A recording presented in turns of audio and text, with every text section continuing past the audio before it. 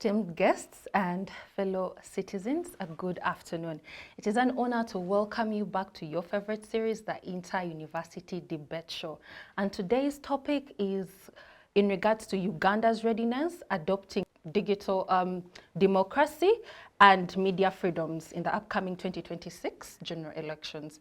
I am Sharon Mukisa, your host for this particular show, and with me I have a panel of distinguished guests who are educators, students, advocates, so in no particular hierarchy. Allow me to introduce from the very corner, Okello Emma Dricci, who is a student at Kyambogo University. You are very welcome to the show. We are happy to have you. Thank you. Yes, and next, the lady on the panel today, we have Ayeerwot, Sandra Jliet, who is a law student at UCU. She is a mentorship coach, and she is the communications head at Dear Young Lawyers series. We are so happy to have you here. Thank you. And next, but certainly not least, is Ahereza Philemon, who is the Vice Guild President at Ndejje University. We are so privileged to have a Vice Guild President on the panel today. Thank you so much. Happy to be here. Thank you very much. So before we dive into the conversation today, it is important that we understand that as we stride as a whole country towards elections next year, we should know that this is our civic right. It is our right to vote, to participate. So wherever you are, it is your right to campaign for your contestants, your candidates, to stand behind them, to also participate, to stand to be voted.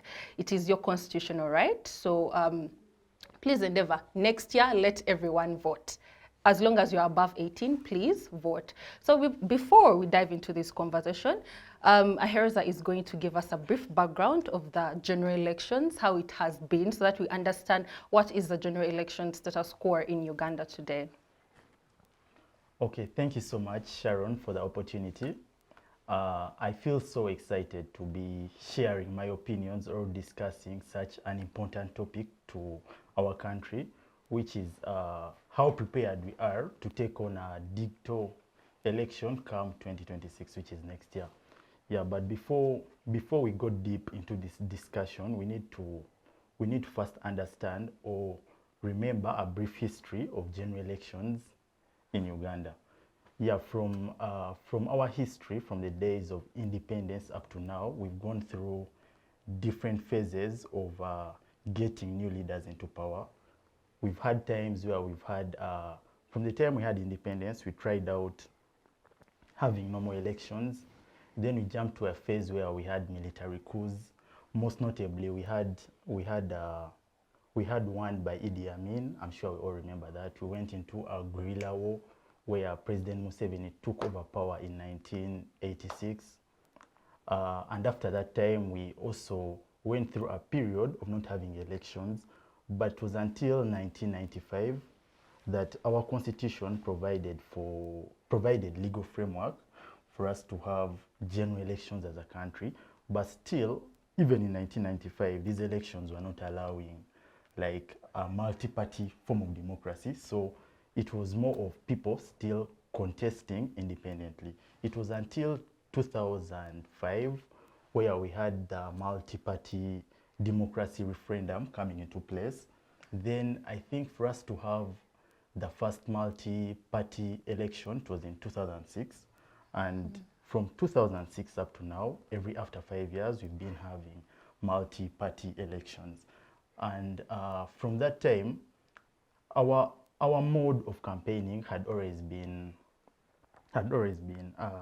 a physical mode of campaigning where people would rally masses, people would go on radios, people would reach out to these people looking for votes physically. It was until 2021 where we saw the modus operandi or the campaign model shift from the physical campaigning to a digital kind of campaign, and that is in line with the topic we're here to discuss. Are we really ready to take on a digital campaign come 2026? Yes. Back in 2021, when we decided to go for a digital campaign, it was not by choice, but we were pushed to the wall by the pandemic which was in place. which was COVID-19. And us taking on the digital kind of campaign, it exposed so many opportunities and so many loopholes in our systems as a country. We reached a point where we saw that the government can actually just wake up overnight and the internet is shut down as a country. So the question we need to ask ourselves in this discussion is, from the lessons we learned in 2021, what have we done, to prepare us better for the 2026 election, or we are just going to repeat the same mistakes we did in 2021? Thank you. Yeah, thank you so much for that background. And it is crucial to note that it was in 2021 when the status quo changed, and we were seeing sort of what everyone was terming as a scientific campaign or election. So basing on what happened in 2021, Okello, I would like you to help us state what features that you saw that could have made people term that situation as a scientific election or a scientific campaign. What were those features of a scientific campaign that were seen in 2021? Yeah, thank you so much, Madam Sharon. Yeah, I'm so much excited to be part of this podium today. On our maiden discussion today, we are basically talking about the features of the so-called scientific campaign. I personally argued out that I do not understand why this was called a scientific campaign, yet I didn't see anything scientific about it. Or was it that the scientific aspect came from the side of the COVID-19 that could have caused what we call now the making everything to go in the digital format? So I think the best way would have called it digital. Digital campaign. But for now, I think, I think we can proceed on calling it a scientific one, as the president termed it. You never know, it was a political move, maybe, of course. Maybe because it was advice from the health sector. Scientists. Most probably. Yeah. Of course, the so-called scientific campaign came with a lot of features that were really seen during this time. One most notable feature I would love to talk about is what really happened on the exact day of the election. That was on the 14th February 2021, if I remember it very well, the day of election. You realize that it was actually characterized by what we call censorship of the press.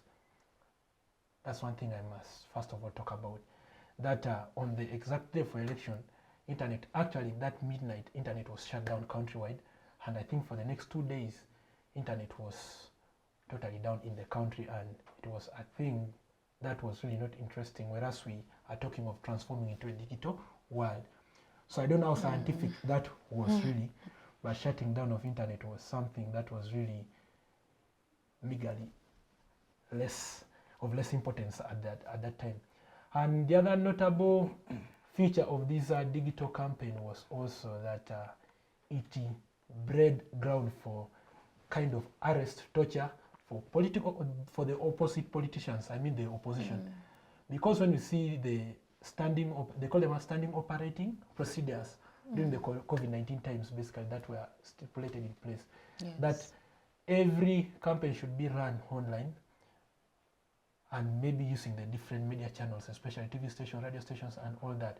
But you realize that certain political opponents, majorly from the opposite side, who had gained fame, I think what we call the wave, whenever they passed in a given area going to a certain radio station, even when their intention was not maybe to call for this crowd, whenever they were seen, they're taken as celebs, and it pulled in a huge crowd.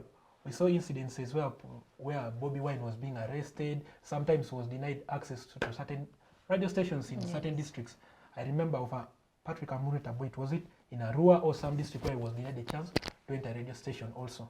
Yet this is what we call a scientific campaign, and really it was something, the only option for these politicians to air out their views to the manifestos to the Ugandans was basically using these media channels. I tried to get, so actually there was a kind of suppression, there was what we call the censorship and all that. Then the other most notable thing was also, I think, was, I should call it digital surveillance. Digital surveillance involves the government tracking on other people's social media handles and following up what you really post and trying to caution you about it. I try to get this.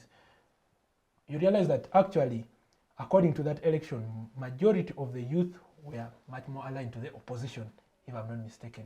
And if you saw the statistics of Uganda, even by 2021, you realize that at least about 43% of the youth from the age of what? From the age of 10 years and above were already accessing mobile phones. And when someone is already accessing mobile phone, you really see that majority of the people who have access to these mobile phones, they're basically smartphones. And they have different social media handles, call it Facebook, WhatsApp, and all that. And it being used as a, should I call it as a media of exchanging a few manifesto and all that, as we saw it also during that time, because it played a crucial role. It probably gave some other new politicians in the bloc some kind of shine, and they got really the wave they deserved, whereas the wave didn't give them the victory.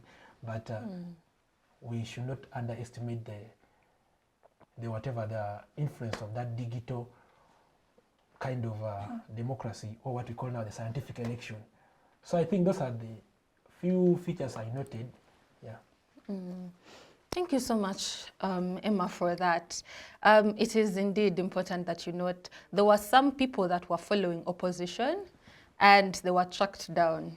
And to this day, some of them have never been heard from, they have not met their families. We are not sure exactly where they are. I would not like to impose that maybe they are somewhere. We don't know what happened to them. So it questions whether Uganda is really ready for a digital democracy era. And basing on that, you pointed out also that the internet was shut down, and it is true. In 2021, the internet was shut down for around 11 days. And it's because the president at the time came out and issued a directive that MTN, Airtel, and Uganda Communications Commission should shut down the internet. So what does that, this question comes to you, Jliet. What does that imply to a Uganda that is ready to, is it even ready to embrace digital democracy? If one person can say now everyone should be off the internet, are we really going to, remember we have opposition parties, we have all these multi-parties in Uganda, but then we have one person making a decision for the entire country. So how is that affecting digital democracy, the journey that we are taking to? Thank you so much, Sharon, for that question. According to what happened in 2021, where the internet was shut down and all that, as we are heading for the 2026 elections, definitely, of course, that's a clear indication that Uganda as a country is not ready for the digital elections itself.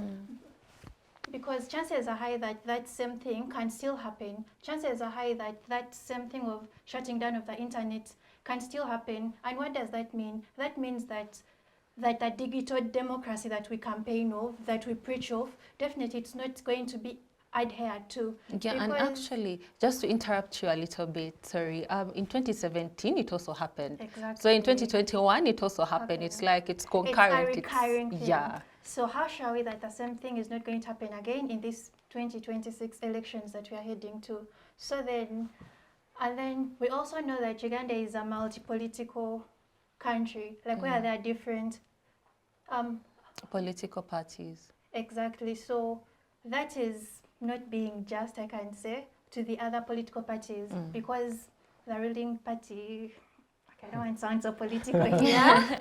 It's okay. It is okay, freedom of expression. But yes, that is a clear sign that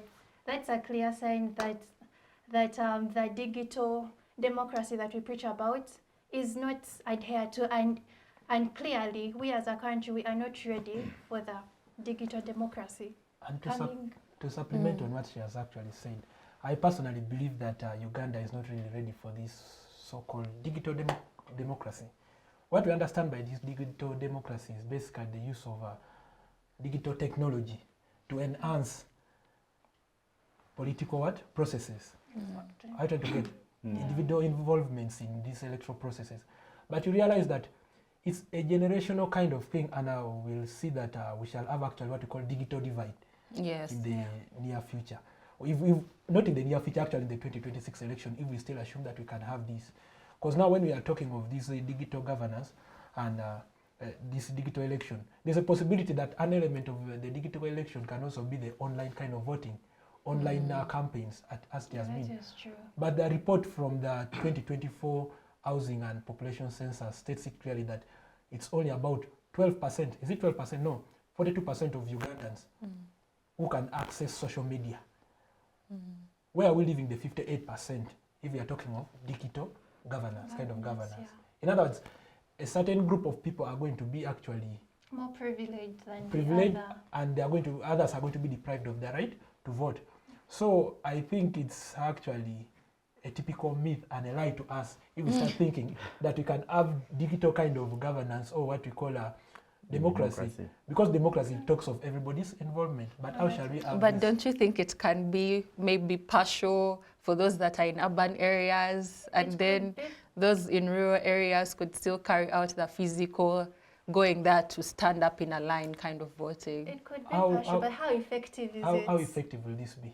If one man can wake up in this country one the morning and internet say is that internet closed. is shut, then the very same man tells us that let's have digital kind of democracy. Won't the same man wake up in the morning and say this person has won in the election but declare these results? Declare He this still has the result. same audacity, the same authority to declare the same. So actually the idea of digital democracy, we should not really delve ourselves too much into that idea. We should And- get back to the physical, and we allow, now that we are in a post-COVID era, we should allow people to get back physically to vote. I shouldn't think that the recent COVID-19 surge again recently, just a few months ago, I shouldn't think it's political that they want to bring back the same myth. Because the moment we had, everyone talked of 2026 and they related to the 2021 election. So we pray that it's not the case, so that we really have this physical engagement and we see the fate of our political leaders, so we can have as our next president of this country. Yeah, and there was an incident during the 2021 elections when they were counting these votes. All the TV stations were showing certain results, and then there was this particular TV station that was really showing what was going on, and they were counting every vote. And all of a sudden it went off for 5 minutes. So when it came back on, it had different results. The results were the same as everyone else now. So we don't know what happened in the period when it shut down for a little while, for 5 minutes. No one is sure what happened. Maybe they counted votes when we were off, we were not seeing, but something happened. Somehow, somewhere. Yes, so there is lack of transparency in, That's true. yes, in this digital field. It is something that we ought to first educate ourselves about, to first embrace. Maybe we say this district, let it do digital, and we see how that goes. But rather than putting it on a national scale and just letting all the failures and flaws just happen at once. And something Sure. I would love to know from you people also, because I totally feel, after the 2021 election, I tried to follow up a given thing, but I failed to get up to now. During the 2021 election, His Excellency, Honorable Kyagulanyi, was asked how prepared he was for the 2021 election and how was he ready to protect the votes.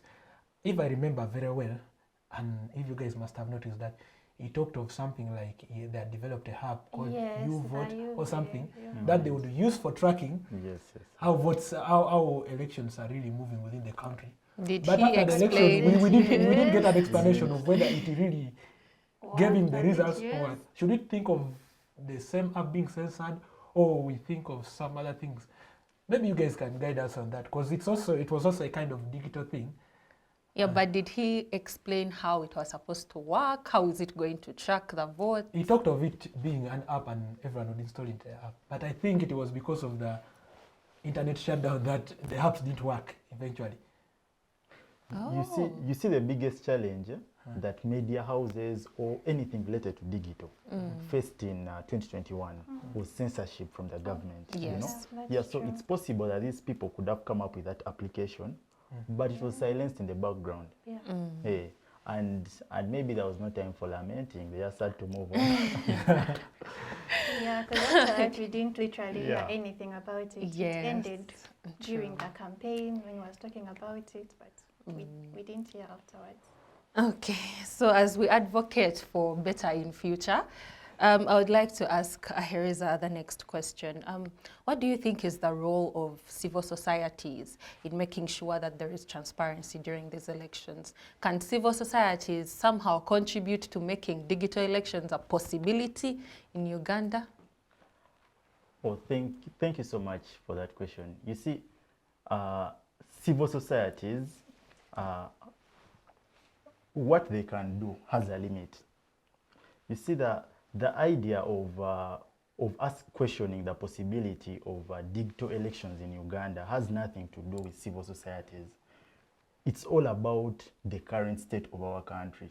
You get? So even if civil societies came out and tried to advocate for digital kinds of campaigns, tried to advocate for people to, you know, to join social media and do what and this, it will not remove the fact that 70% of Uganda's population lives in rural areas. And these people in rural areas don't even have access to the internet. Away from not having access to the internet, there's poor network, and even if they push that internet there, they can't afford it. Right now, the price of the cost of like buying 1 GB of data, because personally I buy 1 GB at, okay, I buy data of 5,000. I can say maybe 1 GB of data is like at 5,000. That's close to like 2% of an average man's monthly income. Because people in villages are earning 150,000 per month. How do you expect that person to afford a GB of data that is at 5,000? So even if the civil societies wanted to do something, the supreme person that has the ability to actually influence the implementation or the ability or the possibility of this digital kind of campaign or election should be the government. So civil societies really, even if they tried hard, I don't really think they can do much about it. The government being the biggest stakeholder Yes, in all of this. because even these civil societies can be shut down tomorrow by the government. Yes, that is very true. I think the issue is not just the government. The issue with our entire problem as Uganda has been lack of independence of different sectors of the government, arms of the government. Electoral Commission is there and we claim it's an independent body. It has never been independent. After losing an election, which could have been maybe accompanied by a lot of regularities, you need to run to court, of which they call it, what is it, the judiciary arm of the government. It's not also independent as we think. It's still under the very same person who is in the executive. The people who are supposed to protect us during the time of election, take an incident that took place in the Kawempe just recently. The by-election where Jliet was beating people as though they are butchering animals. These are the same people who are supposed to protect us, but they already decided. So you really question whether we are just children of a lesser God trying to fight for what we really deserve, or we are trying to whatever. So our main issue is the lack of independence of these different sectors, because the very same man wakes up and is the Father, is the Son, and the Holy Spirit. You can't, he says what should happen in the side of the Holy Spirit. He says what the Son should do. Actually, just even something small in line with the question you asked me, we also need to understand that some of these civil societies are actually on the mercy of the government. They're being funded by the government. So don't expect them to come and speak out against some injustices. So you see, the entire role or the entire situation is just at the mercy or the hands of the government. So it comes from the will of government. Exactly, because we have had them preside over, should I call it preside? We have had them witness elections for the last 30 years and nothing has changed. Thank you. We have seen petitions get to courts, but nothing has changed. So, just like you said, the masses, and some of these civil societies are business cartels. We actually, you may think they are coming to fight for you, but they are masquerading. But they're doing something else. Yeah, because none of them has ever come with any report in negative to that. So really, we have still a long watch, and I think one biggest thing is we need a generational change. I'm not meaning from the president. We should first start by dealing with the young ones and let the people know the truth. Definitely. Yeah. Thank you so much. Jliet, anything you would like to add to that? What do you think is the role of the civil society? Do you even think that there is anything they could do that could change the status quo, that could make Uganda move towards digital democracy next year? As much as the civil societies can advocate and a mindset change to the youth and all that, but still there is not so much that they can do, as my counterparts have are they doing? Yes, they can advocate and all that, but still, there is really not so much they can do because they're also limited. They are limited. They are limited by the executive, by the government and the executive and the whole system at large. so it is the system that is failing their work. Exactly. They are limited by the source of their paycheck. Yeah. You have put it out there. The system is not so favorable. Yeah. You have put it out there. Okay, so so far that has been our discussion on moving towards digital democracy next year, and we are hoping that civil societies can get up there, because I still have hope. They still have hope Yeah, that there is sure. something Not that all we hope can is do. lost. As long Yes. as we are alive one day. Just one day. Yes. So civil societies, we call upon civil societies to perform in their capacity to make sure that we move towards digitalization. Whatever the challenges are, we believe that they can be resolved and Uganda can move forward towards digital democracy. We shall be back after a break. Digital rights are those human rights and legal rights that allow individuals to access, use, create and publish digital media, or to access and use computers, other electronic devices and telecommunication networks. Digital rights include a right to freedom of expression, information and communication through technology, a right to privacy and data protection, a right to credit for personal works, a right to universal and equal digital access, a right to identity, a right to anonymity, a right to be forgotten, and a right for protection of minors, among others. The state's digital rights are frequently violated through various unfair actions, for example, blockage of websites and social networks, theft of credentials, unauthorized use of people's data for personal gain, privacy intrusion, online censorship, arrests and intimidation of online users, internet blockages, and the proliferation of laws and regulations that undermine the potential of technology to drive social, economic, and political development worldwide. It is hence every citizen's responsibility to respect rights of other digital users and to speak out or report to the responsible parties when one's rights are violated. Welcome back to the second segment of the Inter-University Debate Show. As we had already discussed our right to vote and also given a small background of the general elections in Uganda, and we had discussed the current status quo of the digital democracy that we dream of as Uganda, as many are saying that this is not achievable. Civil societies have given up, or maybe they are not doing their very best and they're being governed or ruled by a superior being that they have mentioned, that I will not mention.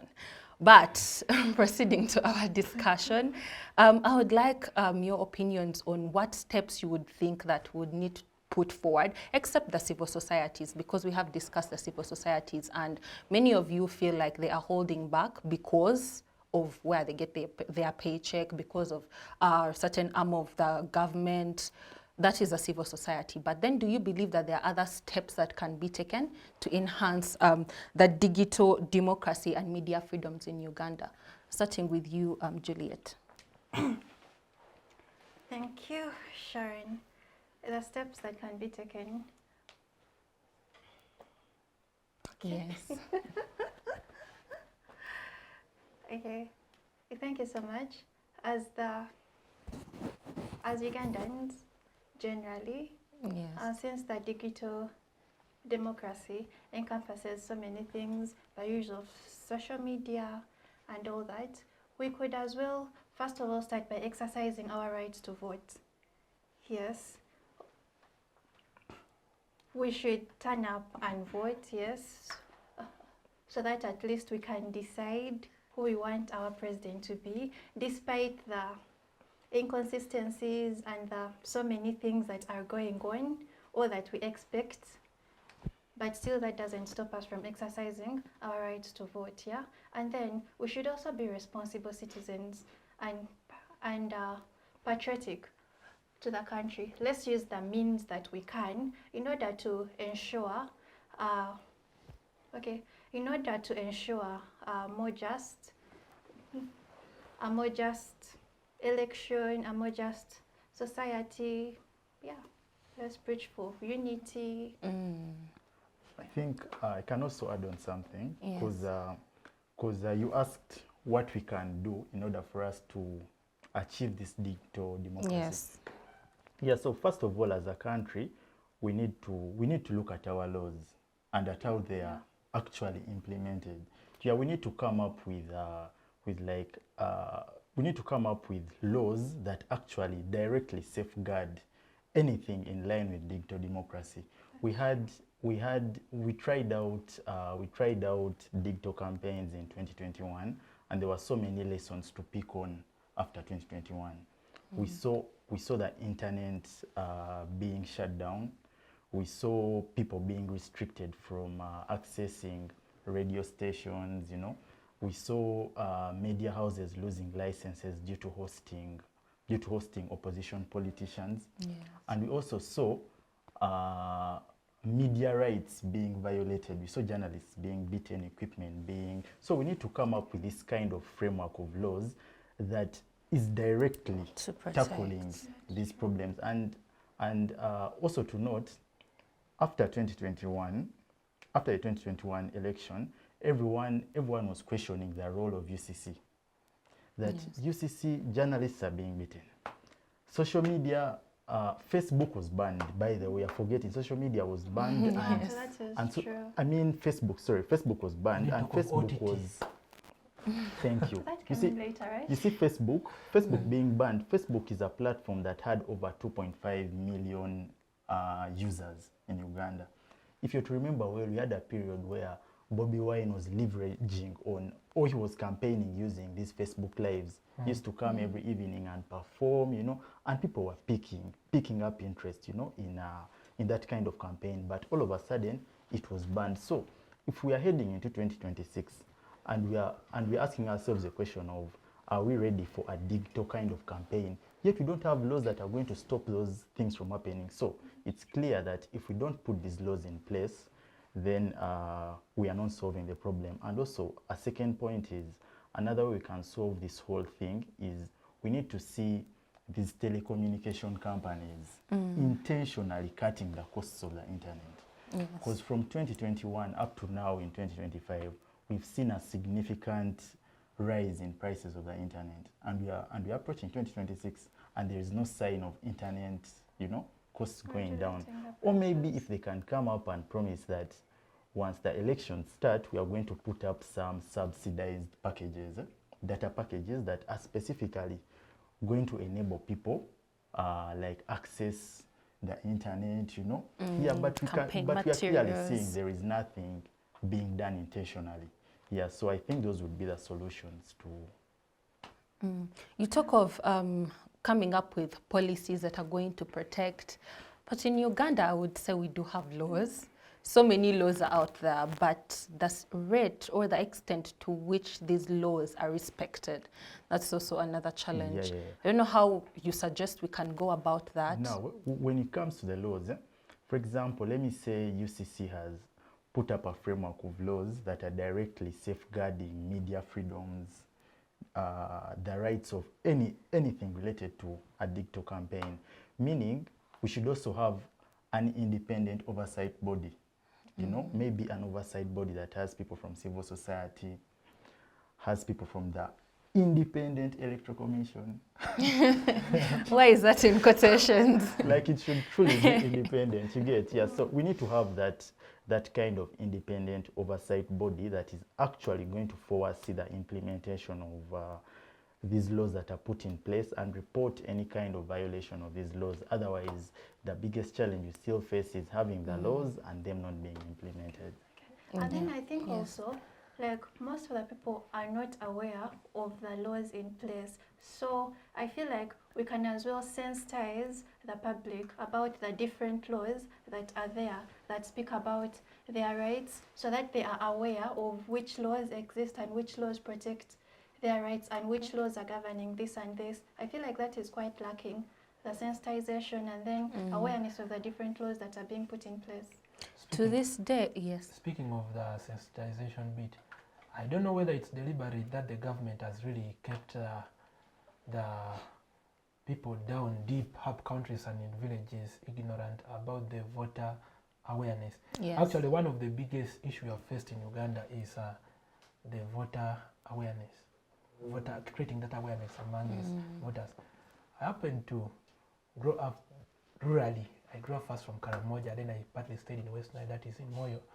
And I remember I used to hear some songs because at least whereas we are badly off, but we had the radio, and we hear, it's time to honor your vote, stop our, something of the kind. But you realize that deep down in some villages, people don't even get access to these digital tools to what? To get where they can really get this kind of information. And I think it's incumbent upon the current regime that they should also start really looking down to those guys in the village, and they get for them some, at least some radio cassettes and all that for this awareness. But I don't know why they have really kept this. They even promised for education during the time of COVID-19, but they have never seen these radios. But then there is this one for election. People really do not know their rights. And sometimes these presidents don't reach up to your village. These MPs don't reach up to your village. But the best they do is to talk through these digital platforms. They use radio stations, so you have to listen to radio. They use TVs. But now how about someone down there who's really desperate, and they're the ones who really want their votes to work because they need change. Are you getting? Because they're under economic disparity or something of the kind. Yes. But they do not know who to vote. They do not know how to go about this.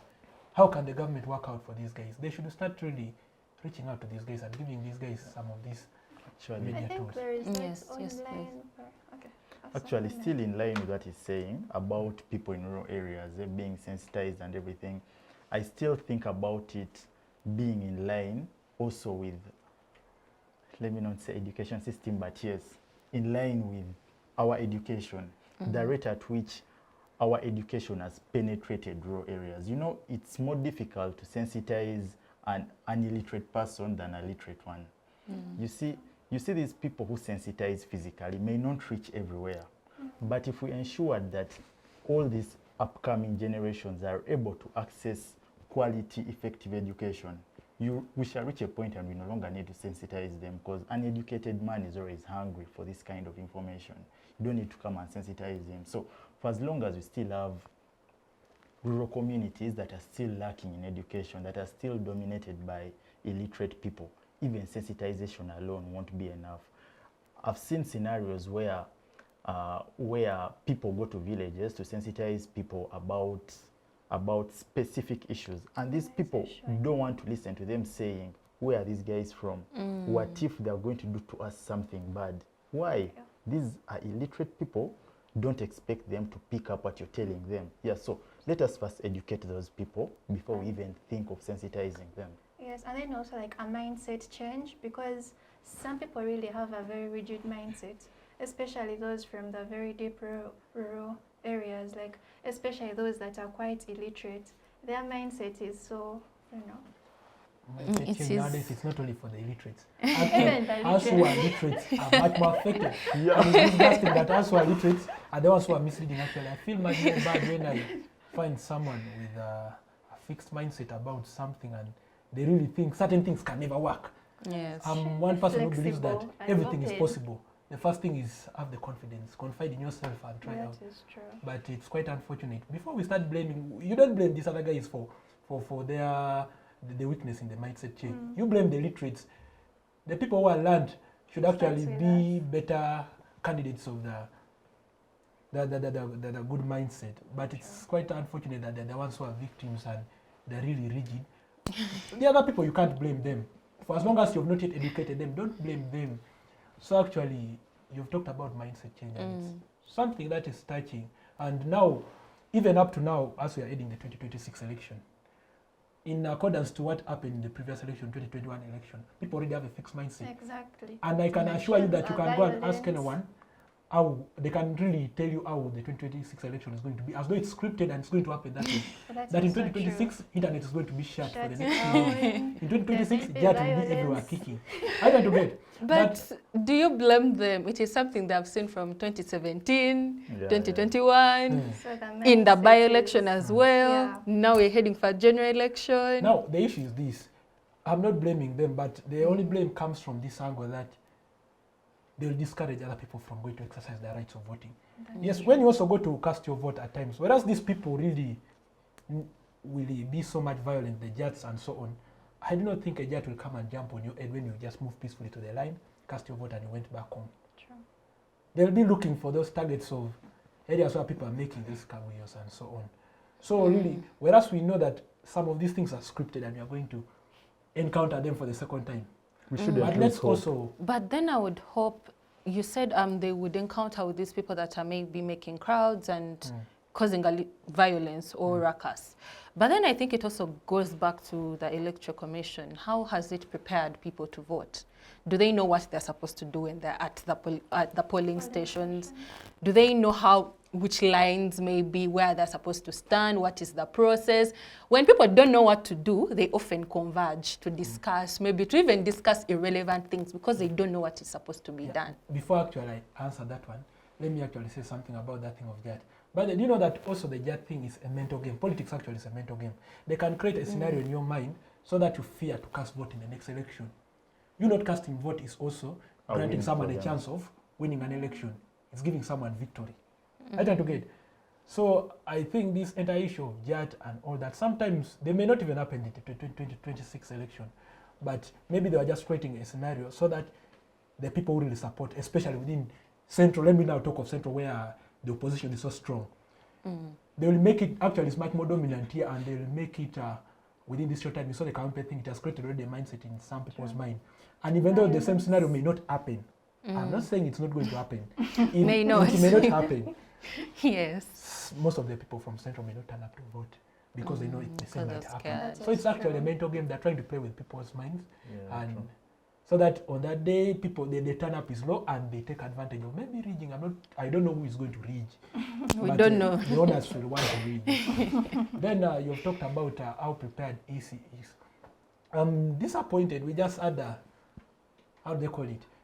Is it the village? Firstly, the by-election Youth structures. village structures EC. actually, and we can really tell from even the village structures. We stay in these villages. I'm currently in Bandagea, but I can ascertain you that there was no voter education that was even done. We conducted the village elections, and I can tell you that when people were making lines, you find that even someone with the 6 people behind him wins an election. The voter turnout was too low. Because the other opponent did not have anyone behind them. In other words, there was no sensitization, people were not aware. And secondly, it came at a time when students are in school. Majority of the youth are in school. How do these guys get a chance to vote? Their representation. They'll just come back and get someone who they do not desire or someone who cannot deliver to them in position. I don't to get how EC is already trying to whatever. Then the other issue is we are also still approaching the same election. Even after learning from the same incident, we saw that from Kawempe, EC deliberately refused to nominate most of the guys from the opposition parties. That's why you saw the ruling party just went through like that. What does it speak? Because these are the small things that should ring into your mind and give you a reflection of what is going to happen in the 2026 election. You shouldn't undermine them. If that thing is already happening, such kind of irregularities that some candidates are being denied the chance of nomination, we have not had MPs nominated. The councillors nominated. Are they safe? That's the question they should be asking themselves. Are you going to nominate? Are you from Kawempe? Are you going to nominate if they're denying your villagers from the youth? Now, see, that is why people are having that mindset you were talking about. Because of the things that are happening. They have happened before, so they know. They are obviously preparing their mind, knowing this is what is most likely to happen again. So actually, I do not blame that on the government, but I think we should blame it on the EC, which is really trying to take up this. And then our youth also have stayed back really. Of course, we know they have already been frustrated and they're sitting back. But what I know about freedom is not sought for. You fight for it. I'm trying to get, you're already being denied a chance to even contest. They deliberately do not nominate you with some other intentions. We should really rise up, and EC should style up, and we start focusing on better things. That's the bitter truth, because we're already seeing this from the village level. And the elections are soon. I think nominations are for what? Is it August? Yeah. Yes. Or something of the kind. But EC's readiness, I'm very sure EC is not so much ready for this election. It's clearly lacking. They always just come and do whatever under somebody's orders and things move on. I'm sorry to say so. I don't know who that somebody is, but the way they behave is like they do it under somebody's order. Yes. We don't know who that somebody is. The somebody knows themselves. But Okay, thank you so much. Coming to Ahereza, I would like to know what your view would be on, we've discussed how the Electoral Commission is, in quotes, prepared or preparing the citizens for the upcoming elections. So how do you think the Electoral Commission and the government can promote transparency and accountability in the elections that are forthcoming? Thank you so much for that question. I think the way you've asked the question is already by putting the government and the Electoral Commission in the same line, you've already mentioned the problem. You get so. So where is the solution? No, if you are going into an election and the incumbent is the one in government, you cannot tell me how is the government prepared to deliver us a peaceful election. Clearly no. So it should be how is the independent Electoral Commission. Independent. Yeah, so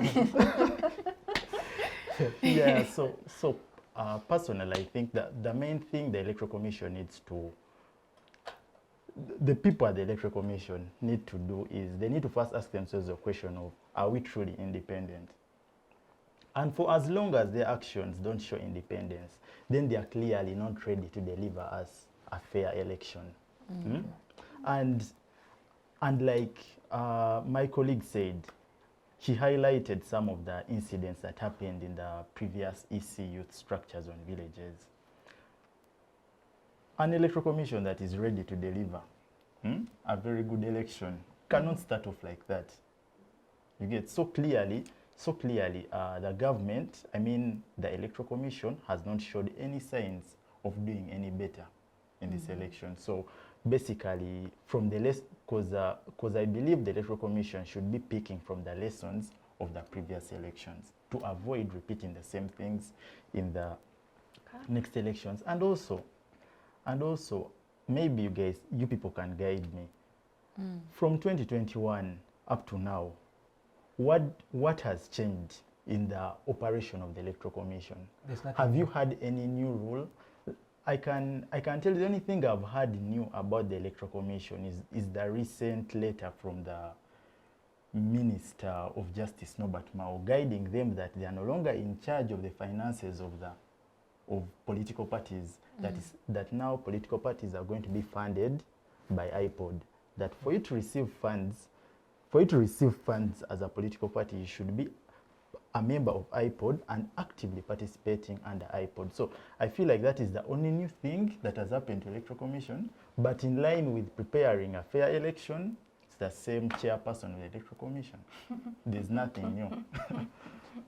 At the start of the year, when registration was going on, they were claiming that they could not register people because the kits that they were having were outdated, because some of them were broken. Therefore, registration had to be pushed to register people. So it also brings us to a question that the last voting was in 2021. So 2022, 2023, 2024, you had time to prepare. As the Electoral Commission, you're preparing elections for a whole nation. So for you not to be ready when it's just months to the election really speaks volumes on whether this vote is going to be a fair vote, whether everyone is going to be included, whether we are expecting transparency and accountability. So we shall leave it at that and hope for the best next year. We shouldn't lose hope. You never know, a miracle can happen. Well, we hope for a miracle indeed. Emma, anything you would like to add on what you think the Electoral Commission can do better in order to promote transparency and accountability? Honestly, with the Electoral Commission, we leave everything in the hands of God. This is a country where we have devised every other means to see that everything we do is effective and it's the right process. But every other day you wake up and you try to really establish the means you have devised, or even when demands are made, advocacies are made concerning certain things, there's never been change. It seems we are just loud sounding nothings. Let me term it that way. Because everything is done, and I love to use the word scripted. Everything is pre-planned. It's a movie. They know that after this we are going to take on that. You talked about the voter registration thing. I feel at that they are just starting to do the registration. They have just started actually to do the registration and updating. When I was checking on my, how do they call it, on my Voter details. voter details that I'm supposed to vote from, it's totally different from what is in my ID. So you question yourself also. I thought they were changing that around May. They were Yeah, they were Yes, changing, but still that's- also, for all the 2 times I changed, it didn't show the same places I really demanded to be. It did not reflect, the I gave the update right did places. not. The first one was supposed to vote for my own village in Maracha, in Yadri. But it's showing Ombokolo at the border of Congo, where I do not even know anything to do with that. And you have never registered anything like I've never that? registered anything like that, and my IDs also show different. When I came and I was like, no, 2026 election, I have to stay back within Kampala. Let me register Banda, ask my parish and everything. Because I had friends who are contesting for these village things and all that, I needed to vote for them. And 2026 election, I have a friend who is contesting for Lord Mayor, Nakawa, that is engineer, not Abdul Bwete Aziz. And I badly wanted to vote for him because he has been a comrade and he's such an inspiration to some of us. So I changed my voter allocation, but surprisingly, it's showing Kololo. Yet it's supposed to be Banda. So I really question that. So I do not want to say they targeted me, but some of these things are deliberate. They didn't target me, And but I know think there are many people also have the other same people. They want to Yes. frustrate you clearly. Yes. Because their target, I'm not the only person suffering from this same, but I know there are some other people also. And as I told you, it's a scripted thing. And in politics, every single move you miss off, you can either use it to your advantage or you correct it, or it Disadvantage. hits you back. But the EC should really work out on means of seeing that we have really a very transparent election, yet it's never transparent. That's why they call it a free and fair. They have never called it a free and excellent election because it is never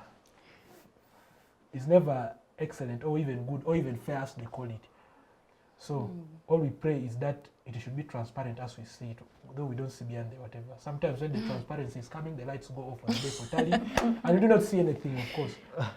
But we should really, whereas we fight also for this country, we should also get on our knees and pray for the same country.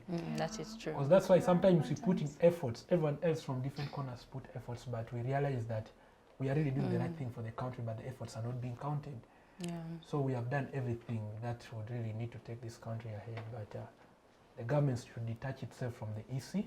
That's one thing I must say. 2, EC should be an independent body that's already detaching itself from any other political affiliations and all that. And then lastly, it should really do much more of the voter awareness, that kind of awareness, because deep down in my village, people are not aware of some of these things. The more reason, even within Central here, they turn up for these youth elections. People were very few, and most of the students were even, actually, students were in school. So I feel what we call a democracy, which should mean involvement of everyone, was not really exercised. That's already lack of democracy. Yeah. Many students really missed out on that right. So this election should really be. Then on the other issue, before we proceed further, I do not know whether by the time of election, students will be at campus, or we shall be, and students will be in school, or we shall be home. It's usually in the holiday. In January. Yeah. So we Jan, pray. early Jan. That's cool. Yeah, Like you it's see that usually, starts early. yeah, it starts like on 4th January, so sometimes they'll be at school during that period. So our prayer is that the government should be considerate. Actually, the EC should release another. I should distance myself from the government. The EC should be considerate and try to make it clear that schools can be closed for that period for the one for the safety. Whereas I pray to God that safety will be there, and I know it will be one for safety. 2, so that every other young person should exercise their That is right. true. And we see that this election should really, for the first time, be Fair free and good, not fair. free This and time we want transparent. A good Yeah. election. Exactly. That's- Yeah, I thank you, Okello. Also, the institutions, education institutions do have a role to play Exactly. because they are the, I don't want to say they house or host the majority of the youths. Youths are in school, they are at universities, they are there studying. It's education, it's a whole curriculum, a syllabus. So for them to miss out because they've gone to vote, to make a line, you're going to be there the whole day making a line. make it make sense that, you know, this week we are not studying, so you can go, make a line, vote your representative as you would wish. So much as the EC has a role to play, also education institutions do have a role to play. Yes. And we pray and hope that they can abide by that and let citizens, let the youth exercise their right to vote. Amen. Thank you very much, Okello. In our concluding remarks, I would like to hear what Jliet has to say to our viewers in regards to the discussion that we have had. We have discussed about the digital democracy, which is still a hope and a possibility in Uganda, as we have stated, and we really hope for the best. So, Jliet, your concluding remarks to our viewers. Thank you so much. Thank you so much, viewers. Yeah, so my concluding remarks are, we hope to see you next year exercise your right as a citizen of Uganda by voting for your leaders. Yes, we also pray that everything goes on well. Yes, and then let us try and be responsible youths, responsible citizens. Let's not incite violence. Yeah, let's respect each other, both online and, you know, yeah, pray for our country and hope for a peaceful election. Okay, thank you so much, Jliet. As you've called upon people to vote, we also hope you'll be voting next year. It's one thing to tell people to vote, but you to stand in the line. Make sure you are there and we see you. Yes, so thank you so much, Jliet. Ahereza, your concluding remarks to our viewers. Okay, thank you so much.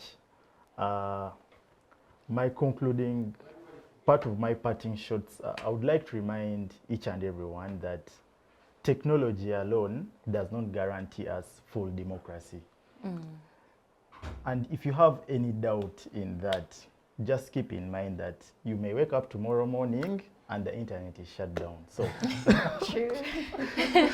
So for as long as we are living in a country where we know that it's possible to wake up the next day and the internet is off, it is very clear that we are still a country that still has to depend on physical campaigns and physical elections.